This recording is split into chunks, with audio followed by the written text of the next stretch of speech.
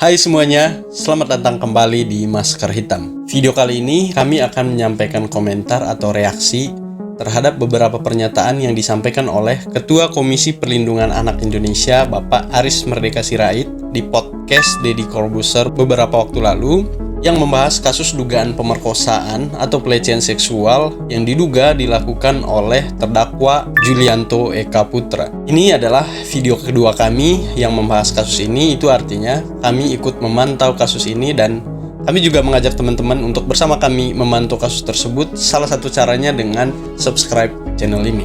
Tentu selain kasus itu, kami juga mengikuti dan membahas beberapa kasus lain yang lagi rame dan yang menarik menurut kami untuk dibahas, sekaligus untuk men-sharing pengetahuan hukum kepada teman-teman semua. So, sekali lagi jangan lupa subscribe channel ini.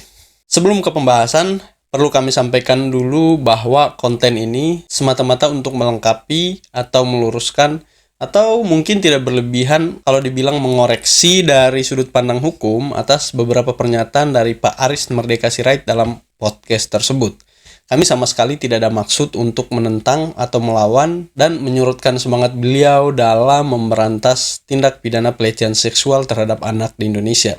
Kami justru mendukung semangat beliau dan Lembaga Komisi Perlindungan Anak Indonesia terutama dalam memberantas monster pedofil di Indonesia. Oh ya, sedikit update mengenai kasus ini. Terdakwa Julianto ini akhirnya ditahan ya teman-teman setelah dijemput pada tanggal 11 Juli kemarin. Oke, langsung aja kita mulai pembahasan yang pertama. Kita mengomentari pernyataan Pak Aris di video ini. Mari kita saksikan bersama. Kalau terdakwa harusnya sudah ditahan, Pak. Seharusnya begitu, Bung Deddy. Itulah yang membuat saya ingin bercerita kemarahan saya yang pengalaman kita setiap kali terjadi kejahatan seksual terhadap anak itu dengan ancaman pasal 82 Undang-Undang 17 tahun 2016 di atas 5 tahun dan maksimal bisa hukuman mati, itu otomatis ketika seseorang sudah dinyatakan sebagai tersangka itu wajib ditahan. Menurut kami, pernyataan ini memang tidak salah, tetapi mungkin perlu dilengkapi bahwa syarat untuk menentukan seorang tersangka atau terdakwa itu ditahan bukan hanya itu.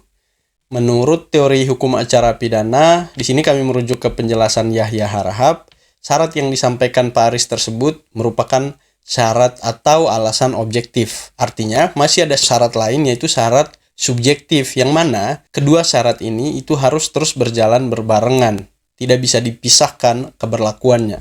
Itu menurut para ahli. Syarat subjektif itu tuh ada di pasal 21 ayat 1 Kitab Undang-Undang Hukum Acara Pidana atau KUHAP, yang intinya mensyaratkan orang itu ditahan apabila ada keadaan atau kekhawatiran tersangka atau terdakwa akan melarikan diri, merusak atau menghilangkan barang bukti, dan yang ketiga, tersangka atau terdakwa mengulangi tindak pidana. Artinya, walaupun seorang tersangka atau terdakwa dijerat dengan pasal yang ancaman hukumannya di atas 5 tahun penjara, jika tidak ada keadaan atau kekhawatiran seperti yang ada di syarat subjektif tadi, ya belum tentu dia ditahan. Pertanyaannya, siapa yang menilai keadaan atau kekhawatiran semacam itu?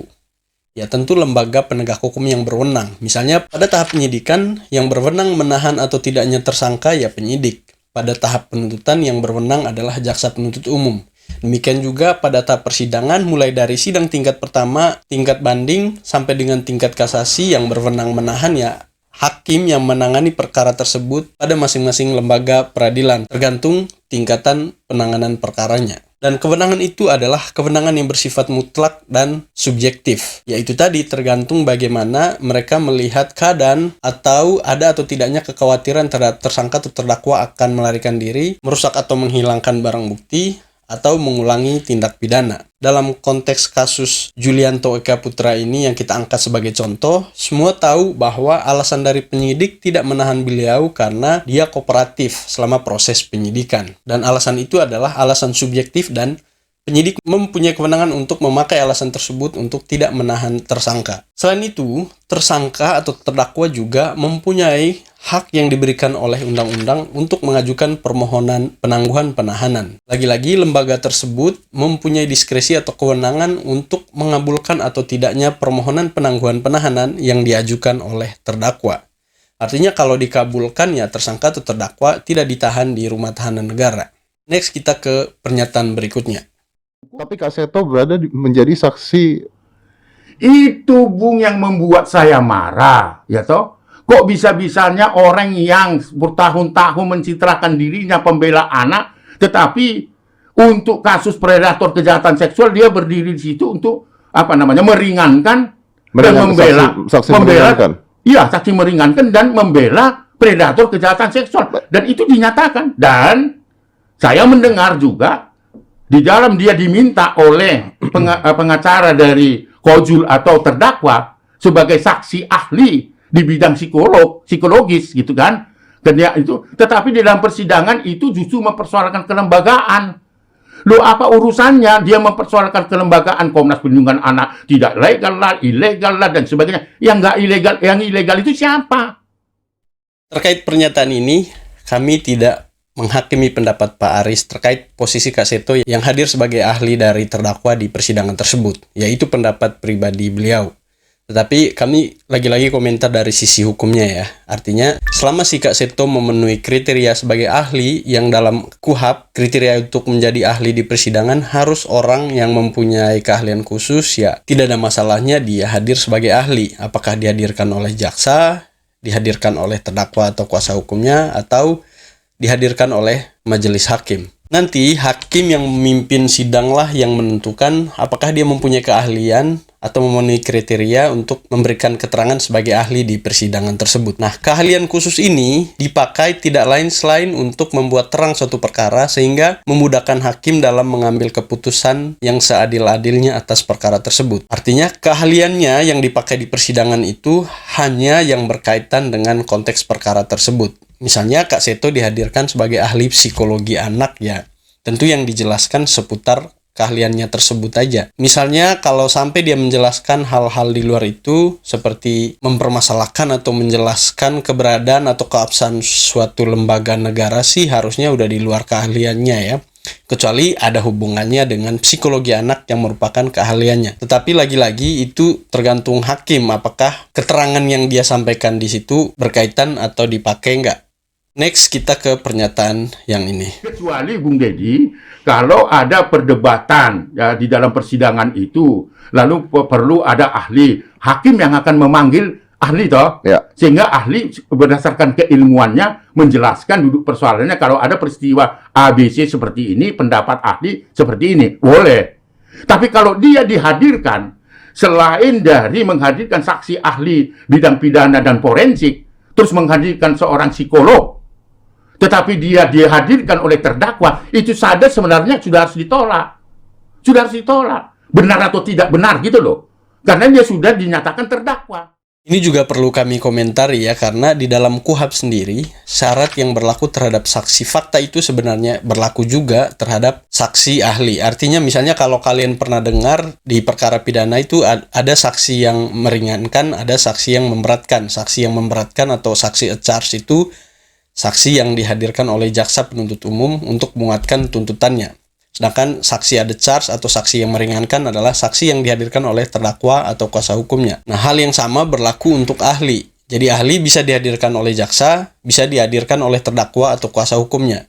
Khusus untuk ahli, pasal 180 ayat 1 KUHP memberi kewenangan kepada hakim yang memimpin sidang untuk menghadirkan ahli juga selain ahli yang dihadirkan oleh jaksa penuntut umum dan ahli yang dihadirkan oleh terdakwa atau kuasa hukumnya. Jadi, nggak ada ketentuan bahwa selain ahli yang dihadirkan oleh majelis hakim itu harus ditolak. Tidak ada juga ketentuan atau batasan bahwa ahli yang boleh dihadirkan oleh terdakwa atau kuasa hukumnya di persidangan hanya sebatas ahli forensik atau ahli pidana saja, atau hanya ahli-ahli tertentu. Tetapi ahli apa saja yang dibutuhkan untuk menguatkan pembelaannya di persidangan itu boleh. Kan lagi-lagi yang berwenang untuk memakai atau tidak memakainya keterangan ahli yang dihadirkan di persidangan oleh siapapun itu adalah majelis hakim sendiri. Jadi intinya tidak ada batasan terutama bagi terdakwa untuk menghadirkan ahli apa saja, tentu yang berkaitan dengan perkaranya.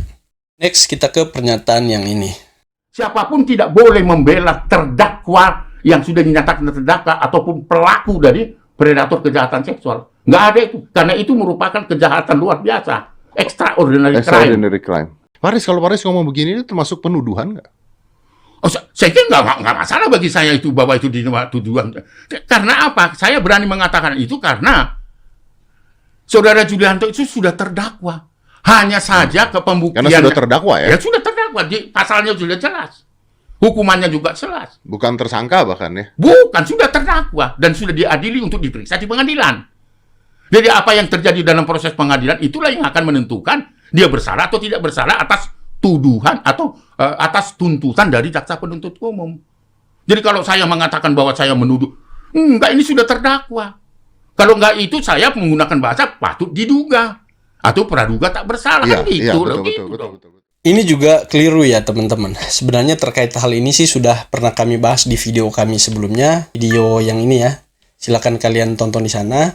Tetapi di sini kami perlu tegaskan lagi bahwa kejahatan apapun bentuknya, termasuk yang extraordinary crime, itu tetap harus ada pembelaan. Alasannya yang pertama karena dia manusia dan hak asasi manusia melekat di sana, dan ada asas praduga tak bersalah. Nah, konsep asas praduga tak bersalah itu melekat sampai perkaranya telah diputus oleh putusan yang berkekuatan hukum tetap. Jadi dia tidak berhenti pada saat status tersangka saja. Artinya kalaupun misalnya dalam konteks ini terdakwa Julianto ini nantinya diputus bersalah oleh Pengadilan Negeri Malang, lalu kuasa hukumnya mengajukan bandingnya, asas praduga tak bersalah tetap melekat. Secara hukum, dia belum boleh dituduh atau dieksekusi sebagai pelaku pemerkosaan atau pelaku pelecehan seksual atau apapun yang ada di dakwaan atau tuntutan. Dengan demikian, meskipun telah berstatus terdakwa, tetap tidak boleh tergesa-gesa dituduh atau dijudge mutlak bersalah. Karena asas praduga tak bersalah itu melekat sampai perkaranya diputus dan putusannya harus merupakan putusan yang telah berkekuatan hukum tetap. Nah, untuk yang belum tahu apa itu putusan yang berkekuatan hukum tetap, sudah kami jelaskan di video yang itu tadi ya. Silakan tonton dan simak baik-baik video tersebut. Jadi, itu adalah beberapa hal yang perlu kami luruskan dan kami lengkapi atas pernyataan dari Kepala Komisi Pelindungan Anak Indonesia Pak Aris Merdeka Sirait. Kami maklumi bahwa pernyataan yang dia sampaikan tersebut dalam keadaan yang marah dan penuh kekecewaan ya. Oleh karena itu kami merasa mempunyai tanggung jawab untuk melengkapi dan meluruskan hal tersebut, khususnya dari sisi hukumnya, ya sekalian membagi pengetahuan hukum juga kepada teman-teman yang telah setia menonton video ini sampai di sini. So, sekian dulu video kali ini. Jika ada kesalahan dan argumentasi kami dalam video ini, jangan sungkan untuk ketik di kolom komentar karena kami terbuka untuk diskusi di sana ya teman-teman. Terima kasih telah menonton dan sampai jumpa di video kami selanjutnya.